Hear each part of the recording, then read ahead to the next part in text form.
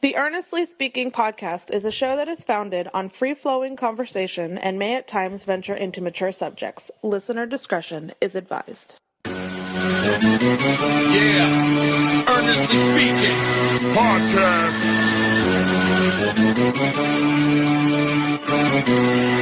Let's get it. I'm a giant in New York, in Miami carry heat. So much more in store, my product can flood the street. Opinion Nation Godfather, CEO. Puff in the late 90s, gon' see me blow. Oh. Got my hustle on, no imitation of fad. Army of untouchables, Opinion Nation staff.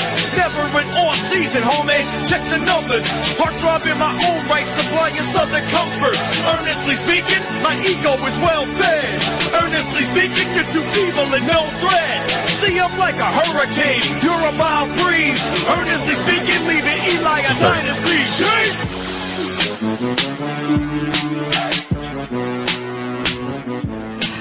First Weekend Podcast coming to you Thursday, December 19th, 2024. Special shout out to my dad, Earl. Birthday is tomorrow. Happy birthday to you, Pops. I'm here in the studio. My son's actually right next to me. Want to say hi real quick to the crowd before we get this party started? Say hi. You want to say hi? Hey guys. Hi guys. There you go. Right. Oh, you know what? Get my hat outside. My hat on the bed. Thanks, buddy. Appreciate it. He said bet. You know what's amazing? Starting tomorrow, we're gonna have, I think, 2 months of. There he goes. Thank you, buddy. Thank you. Hold on. I meant to start doing the show with the hat on, and I forgot to get my hat. Anyway, but starting tomorrow, we're gonna have 2 months of football, a playoff football between college and NFL, between now and through the close to the middle of February, the Super Bowl. Every weekend from this point on, for the next 2 months, we're going to have playoff football of some sort, whether it's college football to start this weekend, whether it's the NFL playoffs will start in 3 weeks. And it's pretty exciting times to be a football fan. 2 months of playoff football begins. Tomorrow, we starts the first quarterfinal games. We got 3 on Saturday as well, too. Then I think I take a week off, and then they do another set of games for the semis, I think. I don't know exactly how it works. I meant to do a bracketology, go through the bracket with Kyle Nash, student game report this week. Unfortunately, we weren't able to do a student report this week due to scheduling conflicts, and I really want to get in my picks of my entire bracket. So as I bring up here the bracket, excuse me, for this upcoming college football playoff, here it is right there. You have obviously tomorrow night's game. You have Indiana and Notre Dame. Of course, the other 3 games you have Penn State against SMU, Tennessee against Ohio State, and then the Texas against Clemson. So the first game here, I'm gonna start here. Let's go to the first lane here. Instead of going to order and by the way, I'm gonna go straight up. I'm not going to spreads here. I'm just going straight up with this one. In terms of you heard last night's podcast with Zach on the Egypt Degenerate episode, week 16 episode. Zach, I held back my predictions and held back my thoughts on the bracket. Let Zach go through his, not the entire bracket, but he gave his predictions for this week, and then who he thinks will win the entire thing overall. He has Texas win the whole thing. We'll see how it looks on my bracket. So, in terms of Tennessee versus Ohio State, this is probably the most eventful game of the weekend. You have a situation there too, also where Ryan Day, Ohio State head coach, his pretty much is game to game. For him to even have his job, saved, he has to probably get to win a national title, or at the very least get to the national title, or bust, or else he is toast. So there's gonna be a lot of pressure, and a lot of pressure, building there in Ohio State this weekend. And I think the pressure itself is going to be too much to overcome against a Tennessee team which can be very explosive at times. I'm going to pick Tennessee to win this game with Ohio State, and Ryan Day will lose his job as a result. Well, it's the day after the game, whatever it may be, but Ryan Day will not survive. The pressure is too big at this point now, especially the fact that he lost to Michigan, a Michigan team that barely won. Was it 6 games in there, 7 games this year? Was not a good Michigan team, and they lost at home to Michigan. Not a good look. So I'm going to pick Tennessee to win their matchup against Ohio State in Columbus. All right, go down the bracket. You have Clemson against Texas. Clemson, ACC champions. Texas losing Georgia in the SEC championship game. this will be easy for me. I'm taking Texas win this game. I think Texas. Now look, I do think Texas has been very underwhelming this year. Some folks may, and I probably agree with them right now, they've been overrated. But I'll say this much: they got a reset here. This is a good thing about having a salty playoff. Once you're in, the path doesn't matter. You're in the playoff, doesn't matter. You know your path, and you get a nice reset, a nice new lease on life. And I think Texas isn't one of those teams that needs that. And Clemson, not that good. They're a solid team. Dabo Swinney, I'm not a fan of Dabo Swinney, but at the same time, they did the job, beat SMU in the AC title game, and therefore, they deserve to be here. But Texas is too much here. I think they're going to win this game in a blowout. They'll probably cover the 14 points. Actually, the spread went down to 11 as of this morning, or Wednesday, rather. I'm taking Texas win this game in a blowout. I think Texas gets a new lease of life and blows out Clemson. So on this side of the bracket here, you have Ohio State playing Oregon in the not the semis, but the next round, the second round of the playoff. And you'll have Texas meeting up Arizona State in the next round as well. All right, now let's get to the other side of the bracket here. We have Indiana and Notre Dame. I have Indiana in the points here, but I'm going to take Notre Dame in this game overall. I think it's going to be one of the better games of the weekend. I'm rooting for Indiana to win this game for obvious reasons. I'm not an Irish guy, obviously, and if you look at the Hell Up podcast, and 6 of the panel are all Irish fans, yeah, you know how I feel about that. So, but I think ultimately, if you're asking me just right now, my prediction for this game alone, I'm going to take Notre Dame to win this game straight up. To win in a very competitive battle for Indiana. Hoosiers with a Cinderella type of season, 11-1 this year. I hope they win. It'd be a nice story to see them win in South Bend. By the way, shout out to my man Marcus Freeman on getting his big extension here with the Notre Dame Irish this past week, another 4-year extension. So Notre Dame will move on to face Georgia in the next round. In the bottom half of that bracket, you have Penn State as SMU.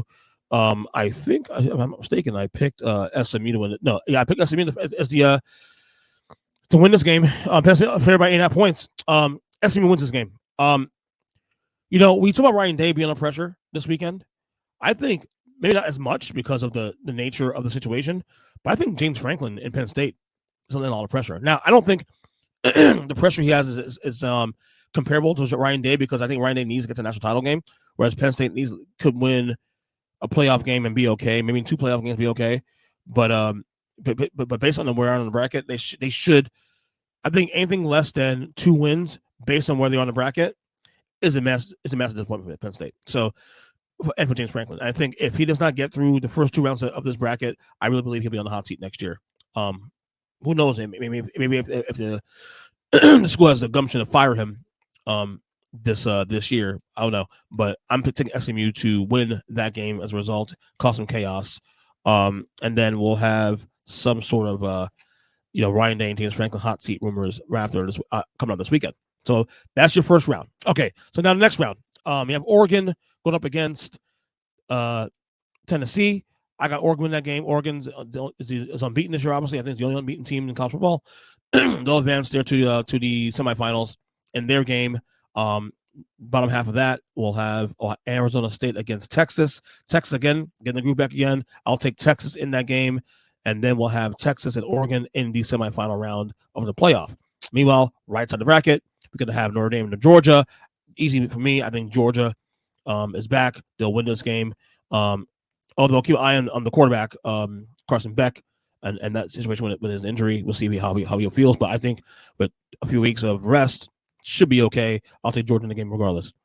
Bottom half of that bracket, we're going to have SMU and Boise State. I'm going to take Ashton Genty, the runner-up in Heisman, and take Boise State to win that game. So the semis will look like this. We'll have Georgia and Boise State in the semifinals. As for semifinals, I'm going to take Oregon against Texas. I'm going to take Oregon again for that one. Again, Oregon is ho-humming right now. And I'll tell you what, I've been one of those folks that's been, skeptical of Oregon throughout the year.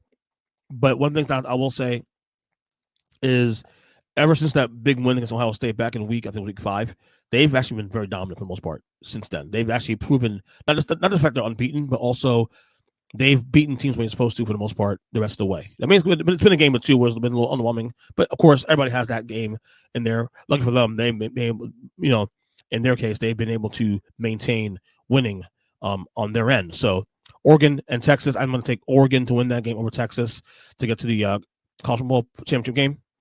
As for the other side of the bracket, Georgia against Boise, I'm going to take Georgia to win that game, and they'll punch their ticket to the national championship game. And, of course, we're going to have the national championship game between Oregon and Georgia. And I'm sorry, Oregon, but this is where Georgia rises to the occasion. The SEC once again. Give me Georgia Bulldogs to win the national title. It'll be the third title in 4 years for the Bulldogs, and that is my bracket for this college football playoff. I am very excited about this game. And by the way, we're gonna have, because of the fact that we have the NFL, Saturday NFL games too. On top of that, on Saturday we're gonna have this is gonna be one of the more entertaining Saturdays in football history with the 3 playoff games on Saturday plus the 2 really, really big games in the NFL on Saturday as well too. So I'm looking forward to this coming Saturday and pertaining to the to football in general. So anyway, LL Cool J was on Apple Music, I believe, having an interview and basically saying that and saying he's the most important rapper ever, and people one day will recognize that. Let me just say for record before we get this quick clip off the rip, he really is, and I'll explain why after the this 4-minute clip. But he was the first everything. He was the first rap star. Okay, and I think with you start. There's always a starting point. You know what I mean? And he was a starting point. Like before we had Tupac, before we had Jay-Z, Biggie, you name it, Lil Wayne, and all the guys Drake, you name it, Kendrick Lamar. He was the first. He was the first major rap star. So I'm with him here. But here's his reason why he believed people will one day recognize him as the most important star in the history of the genre. I'm going to say this with humbly, but I really mean this. I think one day people are going to wake up and realize that LL Cool J is the most important rapper that ever existed. I truly believe one day people are going to say that. They're going to say, they're going to look and they're going to say, wow, when it comes to the jewelry, this is the guy who introduced all the diamond and the ice and the champagne. True. They're going to say when it comes to the love songs, this is the guy who introduces the love songs and all the love shit. When it comes to the bad boy vibe, they're going to realize, this is the guy who introduced all the rebellious bad boy vibes before it was done. When it comes to the GOAT terminology, they're going to say, this is the guy who came up with the GOAT stuff. They're going to say when it comes to Def Jam, wow, this is the first artist that was on Def Jam. They're going to say, you know what I'm saying? Yeah. When it comes to the solo artist, going to say, wow, this is the first solo artist to take it all the way around the world. Like, I mean, I could go on and on and on. They're going to say, when it comes to the FUBU, this guy introduced the whole idea of putting clothing lines. Even before that, he did Troop. When they say, when it comes to endorsements, this is the guy who did the Kango and made the Kango popular before people even did that. When they talk about television, they're going to say, this is the guy who did the credible stuff on TV and at the same time was still making credible records and wasn't just doing TV and using rap as a launchpad. When it comes to business, they're going to say, wow, like I could go on and on and on and on and on. Yeah. So it's like, I feel like that's why in a lot of ways, it's hard for me to get into the movie thing. Honestly, sincerely, and I mean it sincerely. And it's like, that's why it's not really that interesting for me because I'm doing so much and I've done so much for the culture that it's almost like it's unfathomable. I mean, Run DMC wasn't even on Def Jam, bro. That's true. You know what I'm saying? Yeah. Biggie made Going Back to Cali because, I made the song first. Yeah. Like these guys, like every artist that you can name, the biggest artists, the billionaire artists were launched on the label that I launched. Yeah, and even but seriously, I mean, these names, like the biggest names in hip hop that come from the 90s, and I'm saying this with love. I'm not trying to be funny style. I'm not trying to be arrogant. I really sincerely, I'm just saying, when you look at them, you take guys like Jay, these guys were launched off of Def Jam. That's a label I birthed. You talk about these guys like Kanye and all the things he's done. They were launched on a label that I birthed. Like you can't so it's like when I look at it when I look at the epicenter of what it really is, come on, bro. Like it's almost unfathomable. Yeah. You see what I'm saying? And I'm not trying to be, and I'm honestly, sincerely, I'm not trying to be arrogant. I just really believe that. So it's like, when I look at it for what it is factually, it's almost like, how do you make a movie about that? How do you make a movie about that? Like maybe a TV show with maybe different seasons, maybe. Maybe a movie will not be enough. Yeah. C'est la vie. So, c'est la vie. To end this discussion, based on what you just say, can we just say that you're the GOAT? No, because that's still subjective. because there's still a kid that the Tupac album is the most important album to them, and that changed their life. There's still a kid who thinks Snoop made the records and it changed their life. Yeah. There's still a kid that loves Biggie or loves Nas for their music, and they should and have the right to do that.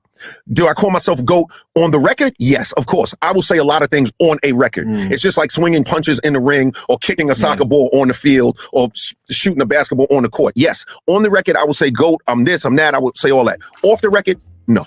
Because off the record, and when I say off the record, I mean outside of being on the mic as an MC, there are too many important rappers that have done too many important things for me to try to, claim that I'm the one. I can't do that. I would never do that. But as an MC, Yeah, of course. fuck yeah. Hell yeah. GOAT all day. I love that he clarified that, especially too, because he didn't say he was the greatest of all time. He didn't say he was the greatest MC. He didn't say he was the greatest rapper or the greatest, lyricist or the greatest. But what he did clarify, especially at the end, this is why I want to play the full clip, because I think it's important that when we talk about these kind of things, that we absolutely get the proper context of what he's trying to say, of him being the most important rapper in the genre. And I fully agree with him. First off, and I've been going out a lot with the last couple of weeks with our own Zach Generate and my brother Maurice. We've been going to last couple Mondays to watch my night games. We have some fellowship, we have some discussions. And last couple weeks we've been having discussions about hip hop and who's this, who's the GOAT, this and whatnot. And I made a case. I said we were discussing like who the biggest rappers of all time, best this, the best. And I told him, listen, any list you do, a top 10 list of any rapper, LL Cool J better be in that top 10. LL Cool J was the first star.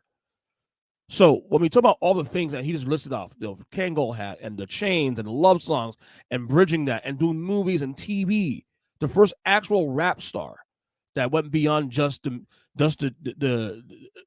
music. He was first. He paved the way for Tupac. He paved the way for Biggie. He paved the way for Jay-Z. The labels. He paved the way for all these guys. Like, you don't start to use it as a wrestling analogy. He's Hulk Hogan. Like, he's Hulk Hogan, to use the NBA analogy, he's Magic Johnson. He is that important to the genre, to the culture. The Kangol hats was started by him. The big chains started by LL. Like, you can't have a conversation about LL Cool J, about hip hop and the culture of hip hop, without acknowledging that LL Cool J is, quite frankly, top 10. Now, if you want to have a conversation about who's the better MC, who's sold more records, and who's more impactful, he's still top 10. And first off, impact alone, top 10. Okay? Look, I'll give Eminem the edge because Eminem has sold more records and he has made a bigger impact, obviously, and the data runs his way. But LL was, LL's peak from 86 to 90. Bro, he had a 10-year run from 86 to 91. I go to 95 because I think Mr. Smith, his album that came in 95 with Hey Lover and and Doing It, was some of his best work. Probably his last great album he put out. But that's at that point 9-10 years of material. No, we always say if someone has a 9-10 year period in any genre, they're definitely in the conversation of being someone that's a GOAT or someone in the top 10 of any honors in any genre. And LL Cool J had a nice 10-year run where he was, if not the top dog, was one of the top dogs in the industry. And he was so diverse in his talents. So LL Cool J is not wrong at all. I've been saying, and the thing is, I've been saying this shit for years. Like, LL Cool J is the most important rapper in the genre. A lot of what we have today, the diversity of the genre, musically speaking, culturally speaking, movies, you name it, TV shows. I went through the list. Fashion. LL was the first one. He's first. So, he's not wrong at all. He's not wrong. He's dead on correct. He's in my top 10 anyway. If I haven't really done a list, but there's no way I'm starting a top 10 list without LL Cool J beyond. I'm sorry. And if you're not doing that, you don't know what the hell you're talking about. You just don't. You just don't. So, shout out to my man LL Cool J. And you know what? I saw a dumb respond to a tweet. Like, you know, I saw it on Twitter, and some dude responded, you know, let it go. You're 65 years old. First of all, I don't even know. I don't even think he's 65 years old. I think it's his late 50s. And first off, even 65. Look at him. Looks fantastic. What the hell does that matter? What age he is? Do the history, bro? Do the history, dude. Look at history. Dude was impactful, man. I mean, yo, in these parts here, bro. In these parts here, we are not taking L slander whatsoever. In these parts, we're gonna show respect to our kings and our queens, to the folks that brought the culture out to the forefront, the first ones. We can forget hip hop is still a young genre. We only celebrated the 50-year anniversary of hip hop last year. LL Cool J has been a part of that for a good 40 plus of that. Show some respect. Show some respect. But anyway, that'll do it for me on this podcast. Dated December 19th, 2024. I said last night on the Egypt Regenerate episode that the next week or two will be we'll play by ear. Obviously there'll be some episodes missing. There won't be a studio report next week. Won't be Egypt Regenerate next week because due to the scheduling conflicts and all that. With that and the holidays, of course. Whether or not I take a whole week off, we'll figure that out down the road. But we'll play by ear. We'll play by ear, obviously. And yeah. So if we don't do another podcast till Christmas, I do think I'll do one more show. It'll probably be a solo show, most likely. But if we do another solo show, we'll do it before the holidays. Otherwise, if I don't do another show before the holidays, have you guys yourself a Merry Christmas. And we'll probably do one before Happy New Year, before New Year starts. So again, I am on Twitter or Blue Sky at EJChristian7, Twitter or X, you call it. Of course, guys, also, more importantly, check out the YouTube page for all my materials out there at youtube.com/@Ernest Christian, the official Ernest EJ Christian YouTube page. We get all the material, clips of the show, clips of all the other podcasts I do.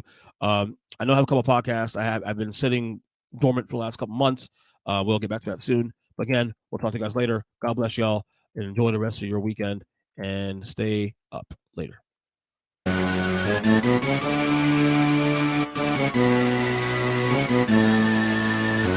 Thank